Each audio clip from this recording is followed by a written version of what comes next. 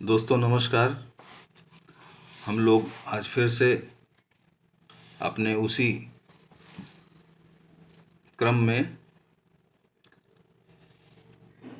हाजिर हो गए हैं। हम लोग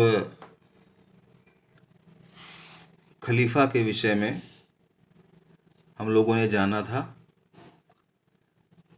खलीफा इस्लाम धर्म में पैगंबर के बाद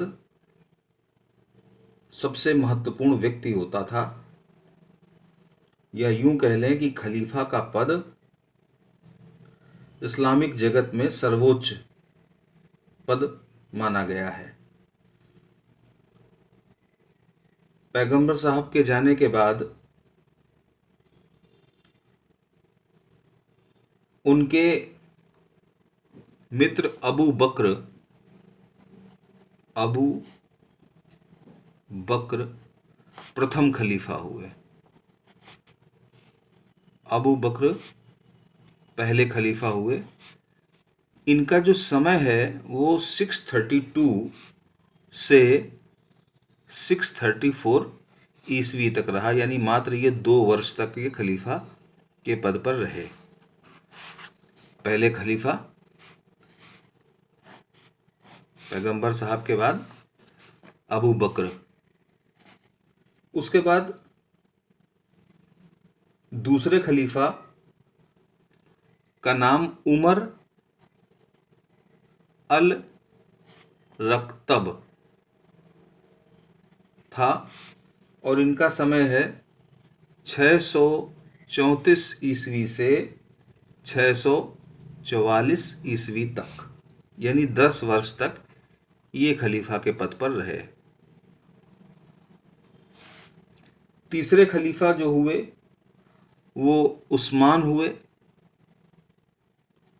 उस्मान खलीफा हुए 644 से, जहाँ से इन्होंने छोड़ा था, 644 से 656 तक इन्होंने खलीफा के पद की शोभा बढ़ाई। लगभग ये 12 वर्ष तक खलीफा के पद पर रहे।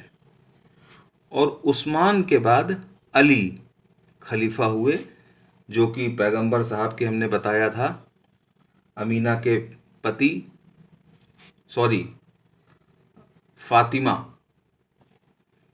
फातिमा जो उनकी बेटी थी, उनके पति थे और दामाद हुए पैगंबर साहब के अली।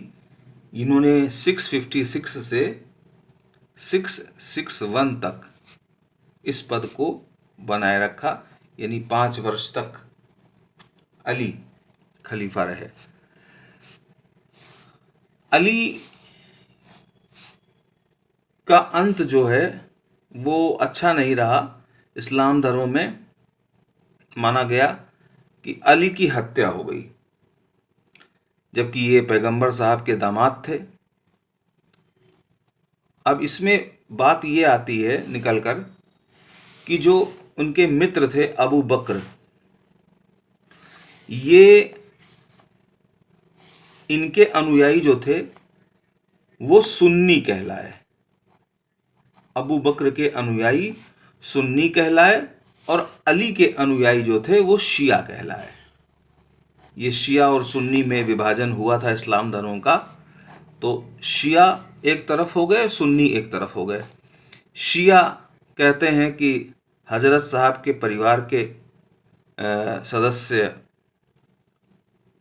में से जो खलीफा बनता, वो उनका मानना था कि हजरत साहब के जाने के बाद इनका जो उत्तराधिकार है वो मतलब किसी खानदान वाले व्यक्ति को ही चाहिए बनना उत्तराधिकारी। लेकिन जो दूसरा पक्ष था वो ये कहता था कि जो भी पैगंबर साहब की शिक्षाओं को फॉलो करे वो इस पद पर आ सकता है।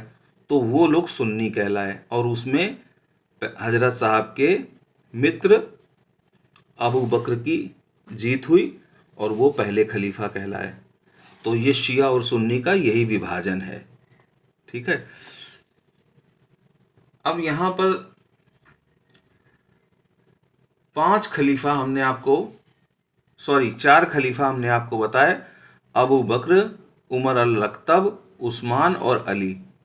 ये प्रथम 4 खलीफा हैं, ये कोर खलीफा कहलाते हैं, मतलब मुख्य खलीफा कहलाते हैं ये।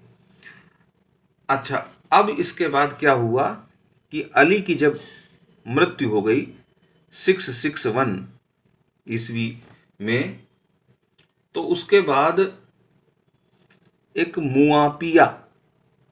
मुआपिया जो कहते हैं कि इनकी हत्या के जिम्मेदार लोग थे, मुआपिया, ये अली के प्रतिद्वंदी थे। मुआपिया नाम के व्यक्ति, इन्होंने सीरिया को अपनी राजधानी बनाया। सीरिया की राजधानी दमिश्क है, तो सीरिया की राजधानी दमिश्क को अपना केंद्र बनाया और दमिश्क में उमय्यद वंश की स्थापना की। उमय्यद वंश की स्थापना कर दी।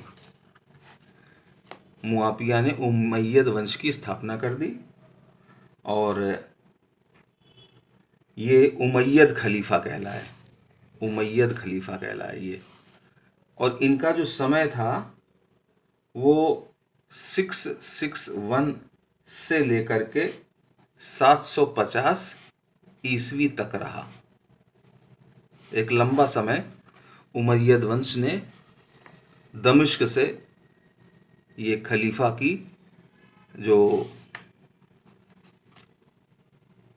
का जो सिस्टम है वो चलाया। फिर उमय्यद वंश का भी समापन हुआ। अब्बासियों ने इनको समाप्त किया। अब्बासिद खलीफा कहलाते हैं अब्बासिद वंश। अब्बासिद वंश ने सत्ता से हटा करके 750 से 1258 ईस्वी तक अब्बासी वंश की खिलाफत रही, खलीफा के पद पर रहे। तो एक बहुत लंबा कालखंड इन्होंने बिताया अब्बासी खलीफा ने। तो आप देखिए, जब कासिम का हमला, मोहम्मद बिन कासिम का हमला हुआ, तब उमय्यद वंश था, और जब भारत में दिल्ली सल्तनत की स्थापना हुई तब अब्बासी खलीफा कायम थे। इसके अलावा आपको बताएं कि खलीफा का जो पद है वो बड़ा महत्वपूर्ण रहा है जहाँ तक भारत की बात है, भारत की सत्ता के लिए। क्योंकि भारत में जितने भी सुल्तान हुए हैं उन सब लोगों ने कुछ न कुछ उपाधियाँ धारण की, और वो सब उपाधियाँ जो हैं कहीं न कहीं खलीफाओं के द्वारा दी गईं। जैसे इल्तुतमिश, आप एक नाम सुनेंगे आगे चल करके, इल्तुतमिश नाम के एक सुल्तान थे। इल्तुतमिश हुए, अलाउद्दीन खिलजी हुए, ठीक है, अलाउद्दीन खिलजी, इल्तुतमिश। इसके अलावा गियासुद्दीन तुगलक हुए, ठीक है, गियासुद्दीन तुगलक। ये सब सुल्तानों के नाम हैं। अभी हम इन सब के नाम के बारे में आगे आपको बताएंगे, इनके कालखंड के बारे में बताएंगे। फिर मोहम्मद बिन तुगलक भी हुए, मोहम्मद बिन तुगलक, ठीक। मुबारक खिलजी भी इसमें से एक हैं, मुबारक खिलजी। ये ऐसे सुल्तान हुए, इन लोगों को सबको एक उपाधि मिली, नासिर अमीर उल मोमिनीन। ये उपाधि इन सभी भारत के सुल्तानों को मिली। इल्तुतमिश को भी नासिर अमीर उल मोमिनीन की उपाधि मिली खलीफा द्वारा, और अलाउद्दीन खिलजी को भी मिली। फिर आप देखिए, नायब अमीर उल मोमिनीन, ये भी उपाधि मिली है फिरोज शाह तुगलक को। फिरोज शाह तुगलक, इनको जो उपाधि मिली वो नायब की मिली, नायब अमीरुल मोमिनीन, और ये नासिर अमीरुल मोमिनीन। बहुत थोड़ा सा अंतर है, लेकिन अंतर तो है ही। बहलोल लोदी को भी मिली यही वाली उपाधि, बहलोल लोदी भी लिख सकते हैं। बहलोल लोदी, लोदी वंश के एक सुल्तान थे ये। फिर रजिया सुल्तान हुई, आपको मालूम होना चाहिए। इनको नुसरत ए अमीर, नुसरत ए अमीर उल मोमिनीन कहा गया। रजिया को, रजिया सुल्तान को नुसरत ए अमीर उल मोमिनीन ये कहा गया। तो इस प्रकार से हम देखते हैं कि भारत में एक उपाधि सैफ ए अमीर उल मोमिनीन ये फिरोज शाह तुगलक को मिली। सैफ, ये एक बार पूछी भी गई है, सैफ ए अमीर उल मोमिनीन ये उपाधि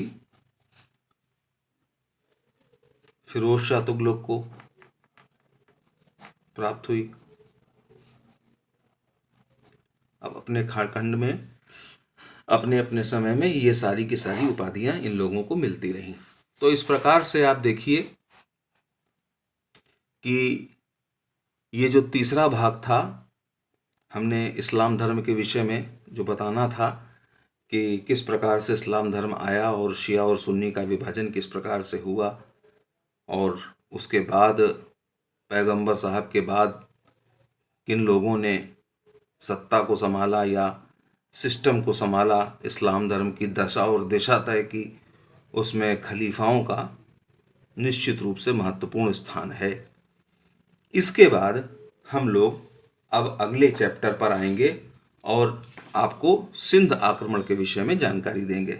अगली क्लास में हम लोग सिंध आक्रमण के विषय में जानेंगे, जो कि अपने सिलेबस में इम्पोर्टेंट है।